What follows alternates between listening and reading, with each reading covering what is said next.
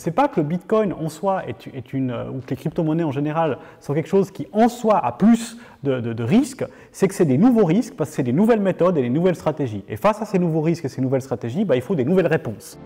Je ne suis pas un fan de la régulation, mais c'est clair qu'il faut faire quelque chose. Le problème, c'est que si on le fait seul dans notre coin, ça ne va pas servir à grand-chose. Je pense que l'État a des missions auxquelles il ne peut pas renoncer. On peut quand même recourir à des mesures. Pour moi, la réponse vient plutôt du droit civil, plutôt que du droit pénal. C'est-à-dire dire aux gens, vous voulez faire ça entre vous, il n'y a pas de problème. Mais on veut savoir ce que vous faites et qui vous êtes.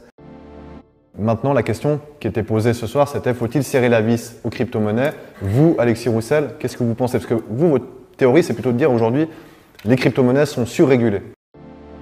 C'était exactement ce que proposait M. Lombardini. C'était en fait, et ce que fait la FINMA, c'est qu'il y a des principes de droit dans la finance, par exemple. Il y en a un, c'est la présomption que lorsque quelqu'un dit je fais une transaction de change ou un transfert, on prend une présomption que c'est ce qu'il dit qui est fait. Et aujourd'hui, avec les crypto-monnaies, on renverse cette présomption-là, on dit vous êtes coupable par défaut, vous devez prouver d'abord que vous êtes non coupable. Et là, il y a un changement qui est grave, qui est dû à une mauvaise lecture par le système classique. Et donc, on va finalement renverser la présomption d'innocence est complètement renversée avec les crypto-monnaies par rapport à la finance traditionnelle.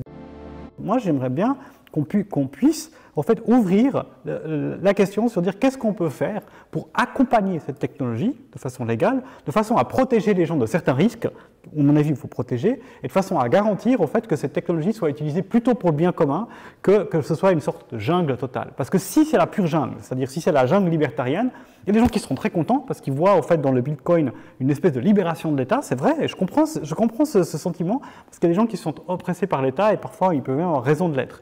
Mais je pense que la démocratie, c'est notre seule lutte contre l'oppression de l'État. Et donc, je pense que nous devrions, dans le domaine du Bitcoin aussi, ouvrir la discussion et puis dire, voilà, comment peut-on vivre avec une technologie comme celle-ci, vivre avec ça, permettre les innovations, le développement d'entreprises, un tissu économique qui fait des choses, mais protéger la société contre les risques qui sont associés à ça. On a mentionné le blanchiment, on peut mentionner l'écologie ou la perte de souveraineté.